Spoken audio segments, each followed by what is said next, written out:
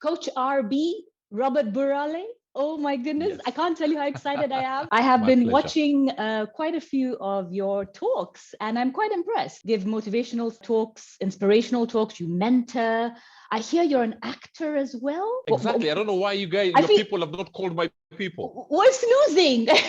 We're totally snoozing on this. So anyway, the reason why I'm especially excited is because I know you will give it to us women straight. We spent so many years scratching our heads trying to figure men out. It's almost impossible sometimes. I would like a man's point of view. What gets a man hooked early on in the stages of dating? And what makes a man just go poof, disappear? When a man makes a move, a man is a hunter. There's one thing at the back of his mind, fear of rejection. I can tell you without fear of contradiction that we cannot handle rejection. And when the lady accepts and gives us a positive response, what we are thinking is not maybe children as yet. The immediate thought is, will this woman make me a better man? We first think, okay, fine, this is the kind of person I am. I am this, I do this, I want to be here in 5 years. How then does she fit into the bigger picture? Would you say that men get validation from how much they can please a woman? Is that important in the early stages? It is important in the early, middle, later, and end stages for a man, because we are primarily ego. The ego of a man, Eve, is as huge as an elephant, but as fragile as an egg. So there's nothing as nice when a woman tells a man, I like the way you're doing this. I appreciate the way you've done this for me. I know you're doing well. You are among the best. When our women tell us those things, we feel that we can conquer the world. Let me add this. If a woman appreciates a man, that man can conquer any battles out there, as long as our women appreciate us. And how do we know? It's by how they respond, the words they tell us. Oh my goodness, Robert, I just loved the way you kissed my neck. I mean, it may sound so small, but to us it's huge. It means my full manhood is being appreciated. So yes, it's very, very important. And we feed a lot from that. I'm cringing internally a little because the fact is a lot of women tend to point out what the man is doing wrong more often than what he's doing right, not knowing that we're damaging the relationship, we're damaging that bond. What, in your opinion, hooks a man in the early stages of dating? What gets him to stay? What gets him addicted to a woman? The one thing that gets a man addicted to a woman, Eve, is when a woman shows that she has captured the man in a different realm. It's not about, oh, you look good, you're tall, dark, and handsome, you have a six-pack, a bicep. No. When we see that this woman sees something in us that the naked eye may not see easily. She knows me deep, she feels me deep, she's interested in me growing. But also, this is a woman who knows herself. Not these women who are all over the place and you are going for every party. You enter a room, she's saying hi to everybody as if she's a presidential candidate, It's unassured. Wait. What if I'm just a popular girl? I'm sure even women would say the same. Imagine as a lady, you're walking into a club or somewhere with your man, and everybody is all over your man, and he's not even concentrating on you. I mean, everybody's buying drinks. You're sitting and drinks are coming. What is it for? It's for your lady. It's for your lady. From that table. I kid you not. Somebody would say, I think it's time for me to take a step back. Everyone says you should have standards as a woman. A lot of us fear that if we set our standards high, we will actually push the man away. So what is the truth here? If you raise your standard as a woman and the man is intimidated, then that's not the man for you. That could be just a boy growing beards in age, but not in wisdom and maturity. You cannot lower your standards to meet the mediocrity of somebody else. This goes both to men and women. And I want to urge the women, raise your bar. There is nothing wrong with that.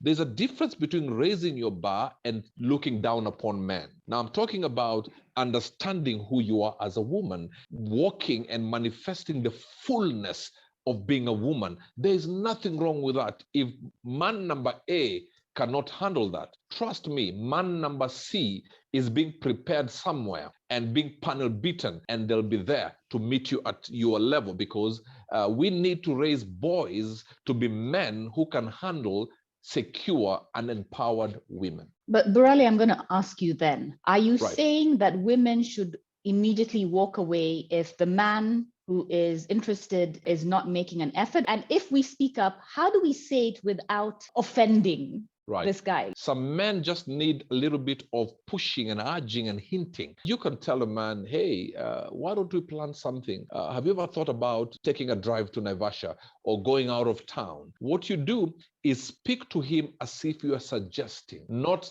statements like other men are taking their women to Naivasha and you're just sitting there with your remote watching Manchester United be losing every week, every week in, week out. So it's just making sure you suggest to him without puncturing his ego. I'm going to say this again, Eve. Ego of a man is as huge as an elephant, but as fragile as an egg. And if we walk away at the first time of asking, we may lose you as ladies, very, very good men. So push it a little bit so that if it doesn't work and you walk away, you will sit comfortable knowing you gave every opportunity for the man to show up. Playing hard to get. What's the balance?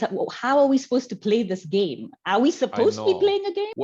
When we say the women should play hard to get, we mean don't just give in quickly. I tell women you cannot go to a man's house on your first date or the second date. You understand? No, I'm not coming to your house. Let's meet at a restaurant. Make an effort to buy dinner or we meet somewhere halfway. Not me coming to your house and you're in boxers and your t-shirt, or for a man and in a lesso and all those things. Make an effort that you have dressed up to come and meet. Sometimes when he says, let's go out on a Friday, there's nothing wrong in saying, no, I just want to stay home this Friday. Maybe you want to go out, but you just don't want to be a yes person, because the man will lose the thrill, because the thrill is in the obstacles and surmounting the obstacles. We may be shouting as men that they are playing hard to get, but the truth of the matter, it excites us. When we don't play hard to get, what you're saying is he hasn't done anything to earn your attention.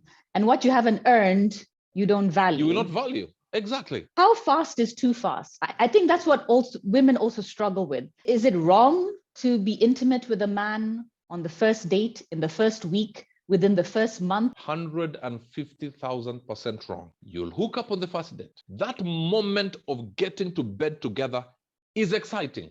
Fine. But the moment you're done, in the man's mind, oh, this was easy. Does that mean if I get serious with her, another man will have it this easy? And even from a lady's point of view, she would ask herself, is this what he does every time he meets a woman? Is there a shortage of good men in society, as many women claim is the case these days? No, there is no shortage of good men. Likewise, there is no shortage of good women. We have a shortage of people who can guide the men and the women for that matter in the right direction. We just need to be panel beaten. We are raising our young boys to feel that your prowess is measured by how good you are in bed. We are not teaching them a woman wants a man with a vision and not a television. So we'll sit and show off about our 55-inch curved TV, but when you're asked by a woman what is your short-term, mid-term, and long-term plan, we have no answer. So we got to now understand that there are no bad men, no bad women. They're just people who need direction. If you go on social media, ladies, to get attention, they're posting half-naked photos. Men, to get attention, they're posting themselves in boxers and putting things in their crouch and the fake things to appear that they're the big kahunas. So that is what gets attention on social media. It doesn't mean they're bad people. It just means they don't know in any other way. They just need to be told, yes, you know you have a presence in social media. We just now need to point you to the right direction. One of our biggest fears as women is saying the wrong thing on the first couple of dates. What do you think women talk about that puts a man off? Number one, in the first few dates, you cannot bring your ex. No, let your attention be on this prospect, for lack of a better word. Let your attention be on this man. Then when you get to a place where you feel that the man has understood you, what Eve likes, her highs and lows, her desires, the things that hurt her, her fears, her insecurities, her strengths. Then after that, you can say, by the way, let me tell you about what happened in my previous relationship. Why is it important also at the right time to bring what happened in your previous relationship? Because if you don't, we may make the same mistake. Remember this, and every lady must remember this. Every time you bring your ex, it should not be in an effort to put down the man you are with. Like, for example, the man takes you to Mombasa, and then you say, oh, Mombasa is good, but I remember when my ex took me to Dubai. What are you saying? Ego is what drives us. You understand what I'm saying? Yeah. So be careful. And also, do not bring your ex when you have a disagreement with your present. That's the time you're bringing your ex to hurt him. Oh, my ex would never have said such a word. Or he said something, you sound like my ex. No wonder my relationship with my ex did not work out. You have already dug a grave. But having said that, Eve, there are also men who have not risen to the occasion. And I want to speak to women. If your man largely talks about yesterday, if your man largely talks about people, if your man largely gossips, he's not talking about what tomorrow will bring, what they will do in 2 years, what he intends to do in 5 years. I want to tell those ladies, put your feet on your shoulders and run away very, very quickly. How would you push a parked car? A Vitz with fuel is much better than a Range Rover Sport without fuel. Thank you for watching, and make sure you subscribe so you don't miss out on part 2 of A Man's Point of View with Robert Burale.